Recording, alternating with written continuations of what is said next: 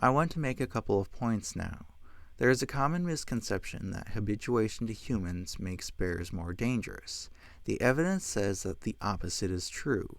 The more bears are used to humans' presence, the less likely they are to attack us.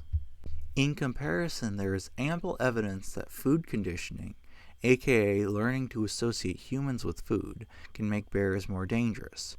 Specifically, the fatal predatory attack on Leah Lokan seems to be caused by food conditioning and presence of food or food smells nearby.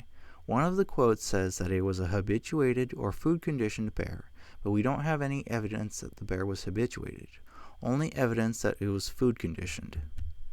So after the attack on Leah began, she was able to take the safety off the bear spray can and empty almost all of its contents. However, it seems that the bear received none of the spray. I frequently talk about how it's not easy to spray a bear in the face that's actively mauling you, and in this case it was probably even harder because this happened in a dark tent at night. A major problem with bear spray is that you have to maneuver it into a position where it's pointed directly at the eyes. It has no penetration, so a bear's limb or a poor angle can render it totally ineffective. A bear attack is a situation where your movement is inherently limited to the bear's considerable strength and weight. Handguns have the advantage because they can penetrate through or break limbs and are less dependent on ideal positioning. So after two campers realized that Leah was being attacked, they ran over shouting and whistling at the bear.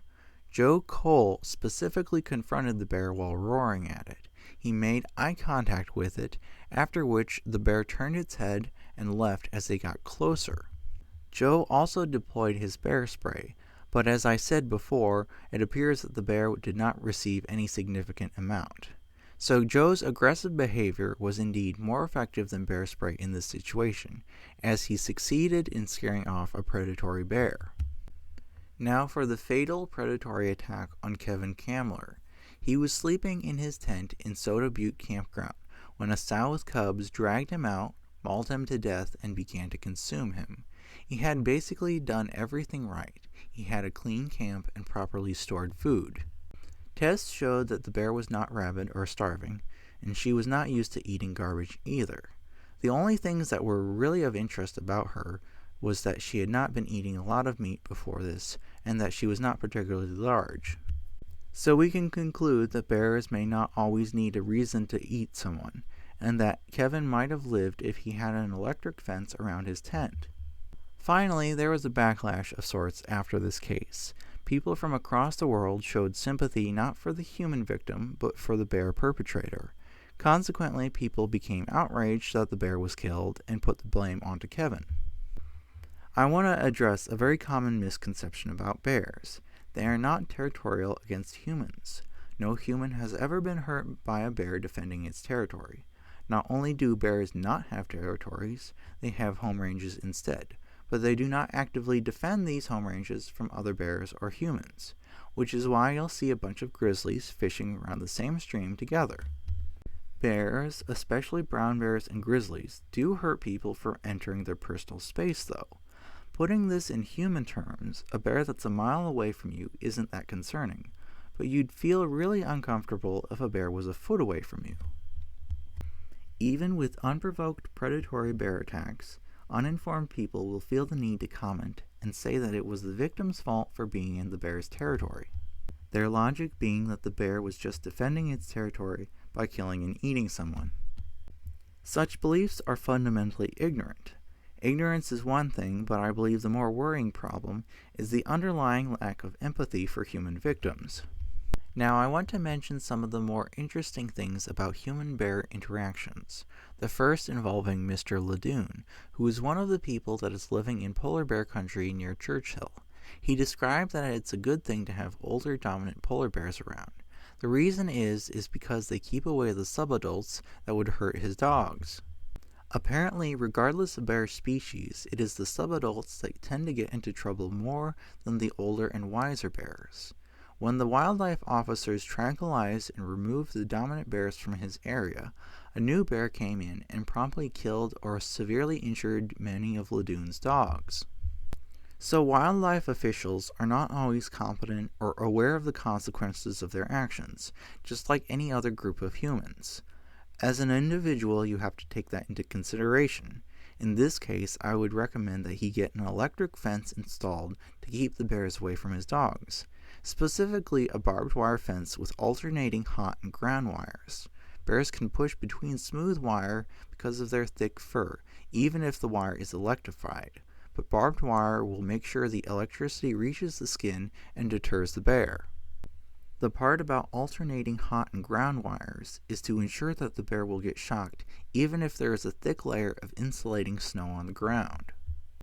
Another interesting thing is the fact that in Brooks Camp in Katmai, the large dominant males are hardly seen near the camp itself, yet mothers with cubs and subadults will stay around the edges of the camp.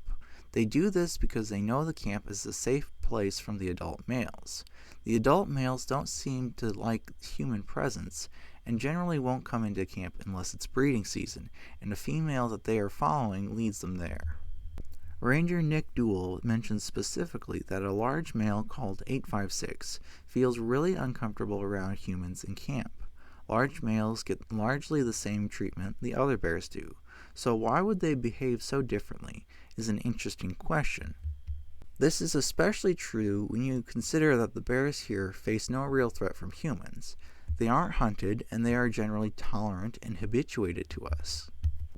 I mentioned that females with cubs will use us as human shields, and in one specific encounter, a sow with cubs ran into camp to use a group of people as a human shield from an adult bear, and it worked too.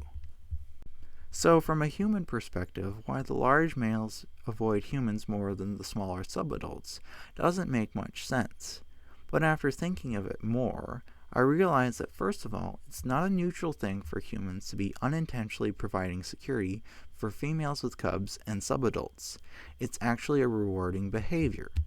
The dominant male bears don't need security because they really don't fear other bears, so they are not rewarded for being around humans. Second of all, even if there are a lot of humans in a specific area, that doesn't mean that all the bears there are habituated to humans.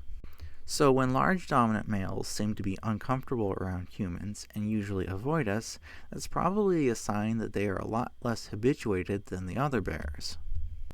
On a similar note, wolves got domesticated when they realized that there was a certain kind of safety as well as food rewards when it comes to being around humans.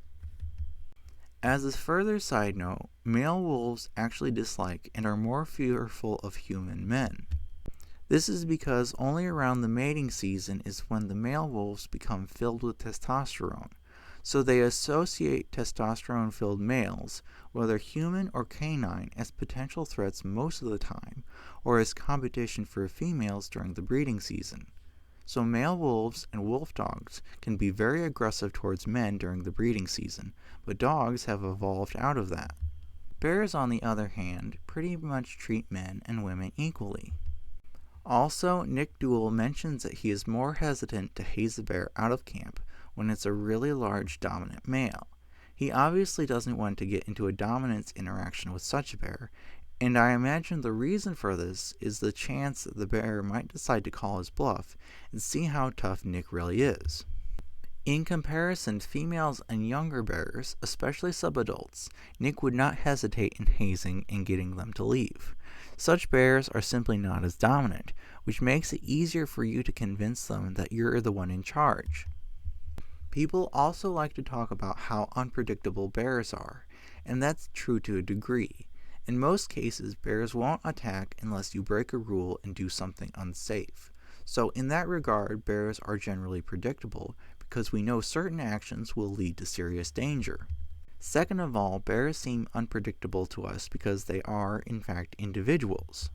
Some people will say that's anthropomorphization, or viewing bears just like humans. But it's quite obvious that that's not true because animals other than humans can have personalities.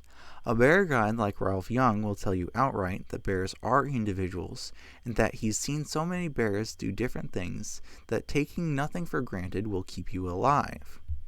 Not making assumptions is not quite the same thing as unpredictability, though. There is a saying that the best prediction of future behavior is past behavior. If you meet a bear on a trail, you don't know its personality, its history, or much of its intent, so you just can't make a good prediction on how it'll behave without those things. So if you find yourself making assumptions or predictions about bear behavior that turn out not to be true, it's probably not the case that all bears are totally unpredictable. It's more likely that you don't know enough about bear behavior to make an accurate prediction yet. Mr. Harger mentioned that in his study of black bears, that of the over 300 bears that they've drugged and handled, only 4 sows with cubs were actually determined to run the researchers off or do serious harm if they didn't leave. Does this mean that they are inherently unpredictable? It depends on how you look at it. The vast majority of sows behaved predictably and a small minority didn't. Despite what some believe, a rare exception doesn't destroy the rule.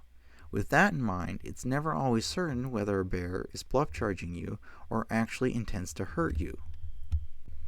I also want to say that the majority of conflicts, not attacks, involving humans and bears seem to be caused by unsecured trash, unsecured food, or a lack of electric fencing. So an example of a conflict would be a bear breaking through a door and eating a couple of bags of dog food or a bunch of chickens. The majority of bears will be successfully stopped with an electric fence in such situations. If more people understood this, both people and bears would be far better off. My intent with these videos is not to make bears look like relentless, terrifying killers, but to help people understand their behavior enough that we can prevent needless conflicts, injuries, or deaths. A bit of a side note here, Tom Smith always ties a piece of brightly colored surveyor's flagging to the top strand of electric wire around his camp.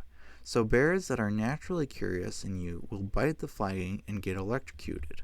In comparison, if you didn't do that, a bear might continue to hang around out of curiosity without getting close enough to be electrocuted by the fence. The most interesting thing about Tom Smith's experience is the fact that bears drop so reliably after being shocked in the head. As someone who has been shocked in the head with a fencer, I can tell you that it feels like a momentary loss of consciousness, brief confusion, and brief loss of memory. I didn't drop flat on the ground like a bear would, though. This is not because I got shocked with less power than the bears did, by the way. Those fencers made for camping are meant to be small and portable. Fencers made for long lengths of fence are typically larger, more powerful, and plugged into an AC outlet. I got shocked with an AC-powered fencer, and not a small battery-powered one. One last thing. Bears that attack because of disease or hunger seem to not be that common.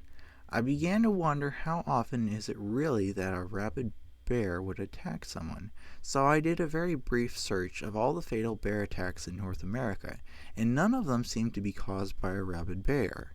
Furthermore, in all the cases that I have read involving non-fatal bear attacks, I have never seen one involving a rabid bear, at least in North America. So, in my opinion, anyone who encounters a rabid bear has just been dealt a particularly unlucky hand by chance. That would not be part of a larger trend because it seems that most of the attacking and killing is being done by relatively normal bears. The vast majority of rabid animals are actually raccoons, bats, foxes, or skunks.